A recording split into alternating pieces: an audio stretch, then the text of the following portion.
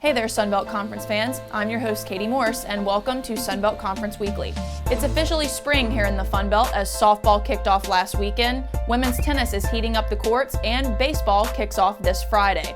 And we've also got big women's and men's hoops action coming your way. It's all right here in this episode of Sunbelt Conference Weekly. The South Alabama women's tennis team extended their winning streak to 6 matches after defeating nationally ranked LSU on the road in Baton Rouge. Let's see how they took down the Tigers. The University of South Alabama women's tennis team defeated number 13 LSU on Sunday at the LSU Tennis Complex. With the victory, the Jaguars improved to 7-3. The last time USA defeated a top 15 team was number 11 Harvard in 2005. And the last time USA won over a top 15 team on the road was in 2001 against Pepperdine. In the doubles portion, Alexandra Stetler and Monica Mita beat Jessica Golovin and Skylar Galloway 6-2.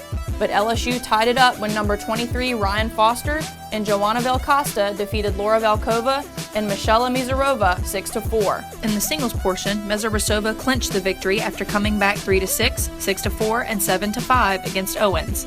At number 3, Kai Kendall defeated Meta 6-1, 4-6, and 7-6 to end the match. The Jaguars return home to take on Southeastern Louisiana on Saturday afternoon. After the first weekend of play, 3 Sunbelt softball teams remain undefeated. UT Arlington, South Alabama, and UL Lafayette all have perfect records after the first weekend of non-conference play. Let's check it out. UT Arlington completed its best season start since 1993. The Mavericks wrapped up play in the UTA Invitational with a perfect 6-0 record, scoring 46 runs and knocking 58 base hits during the course of the weekend. I think that overall they did a good job. We had some really good bright spots. We learned a lot, and winning 6 games in 4 days is tough to do, and they fought through some adversity, so I'm very proud of them. I just learned what certain people were capable of. We learned a lot about our pitching staff, which was all positive, and how we're going to use them. That's what this weekend's about, is kind of figuring out how people are going to perform in games against other people. So I think overall we learned a lot. I think our defense is strong, even though this game we had one inning where we didn't have it together. But the beauty of it is we played a lot of innings and we were clean, and even though we had one bad inning, we found a way to win. Well, we're going to start facing harder and harder teams, and I just need to continue to grow and get better as a pitcher, and just take each pitch and each at-bat, with different batters, and for what it's worth, and learn from it each time. We knew that our freshmen were going to help us a lot, and to see them step up this early, I thought there would be a little bit more of a learning curve, and they did a good job coming in, and after that first game getting those jitters out, they handled the pressure of playing college softball very well. Sam did great on the mound. She was hitting her spots and mixing speeds, and I think that her composure showed a lot of maturity. I think definitely we're going to be, getting in the cages and making sure we're working on seeing some off-speed pitches and staying tall and swinging the bat. I think that we struck out a little bit more than I would have liked. We did a good job of keeping the ball out of the air and putting the ball in play and making people make the plays. And so, we kept the pressure on them well. I think we need to cut down the strikeouts a little bit, but defensively, we're just going to keep going about our business. South Alabama won all 4 of its games at the 2016 Sand Dollar Classic as they defeated Lipscomb 7-3 on Friday before recording back-to-back Mercy Rule shutouts versus Ball State and Central Arkansas on Saturday. On Sunday, the Jags defeated Southeast Missouri State 5-2 to improve its record in the opening week of the 2016 campaign to a perfect 5-0. Devin Brown, the first Sun Belt pitcher of the week in 2016, went 3-0 to start her sophomore season. The Mobile native earned wins in 2 starts and a relief appearance.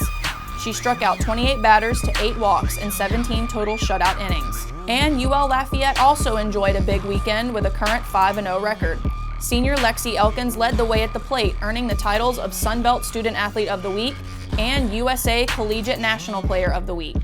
She finished 10 for 15 at the plate with 5 home runs and 14 RBI. The Texas State softball team capped off the CenturyLink Classic on Sunday afternoon with a sweep. The Bobcats shut out Oklahoma State 4-0 and came from behind to defeat Abilene Christian 4-3 in 8 innings. With the 2 victories, Texas State improves to 5-1 on the season. In Atlanta, the Georgia State Panthers softball team has been gearing up for months in preparation for the 2016 campaign. Let's catch up with Coach Kincaid at Panther Field. The Georgia State Panthers began their third season in the Sun Belt Conference last weekend at the Kajikawa Classic in Arizona. Head coach Roger Kincaid enters his sixth season as head coach after leading them to a 38-22 record in 2015. We finished third in the tournament last year. We obviously look to improve on that, but we want to compete for the championship, obviously want to win it and get a berth and everything to the NCAA tournament. That's always a goal. Georgia State returns 14 letter winners from last season while adding 7 newcomers. Coach Kincaid says his team seems to have found their footing in the Fun Belt. Some of the things that we learned last year, it was our second year in the conference. We know a little bit more than we did the first year, so this is our third year. It's a great softball conference. We look forward to competing week in and week out. Can't take anything for granted in the Sun Belt because every team's good, so you got to go into it with the mentality to try to win every series, and that's our goal, is to go in and try to win every series. Georgia State will host Georgia Tech in their home opener on Wednesday at 5 p.m. Sun Belt baseball players across the nation have been putting in the hours in the weight room and on the practice field in preparation for opening night. But the Georgia Southern Eagles prepared in a different way, spending the evening with an all-star. Let's check it out. The Georgia Southern Baseball Dugout Club presented its annual Evening with the All-Stars last week, as current Atlanta Braves first base coach and former National League MVP Terry Pendleton spoke to all those in attendance. Earlier in the day, Pendleton spoke to the team after the squad's practice, just days before the 2016 season opener. Well, I've experienced it. I think the best teacher is experience, and I'm able to speak to them because I've been where they're sitting now and where they're at here trying to make the best. A lot of them are trying to get to the big leagues. I know that's what they love the game and the reason they play it. So I've been in their shoes before, so it's easier for me to speak on it because I've lived it. He talked a lot about not taking the game for granted and showing up and playing hard every day, playing every day like it might be the last day you ever get a chance to go out and compete. The 2016 season starts on Friday, February 19th, as the Eagles visit Georgia for a 3-game weekend series. First pitch is at 5 p.m. South Alabama baseball has been grinding it out in Mobile, Alabama, as opening night is fast approaching. Head coach Mark Calvey feels his experienced starters will lead this year's team to success. It's one thing to have kids that you have returners, but they didn't play a whole lot the previous year. That's not the case with this team. We have a bunch of kids that played a lot. They're around the block, and and they've come out and they've been really good in the fall and really good in the early spring. So we're excited about it. The South Alabama Jaguars will open their season this Friday night at 6:30 p.m. against Evansville. It's no secret that the Sun Belt Men's Basketball Championship is less than a month away, and these players are pulling out all the stops. Last night in Mobile, Troy came to town and defeated South Alabama for their second straight upset of the season. Let's check it out. Wesley Person hit 5 3-pointers and scored 28 points as Troy used a big first half to upset South Alabama 63-52 on Tuesday night.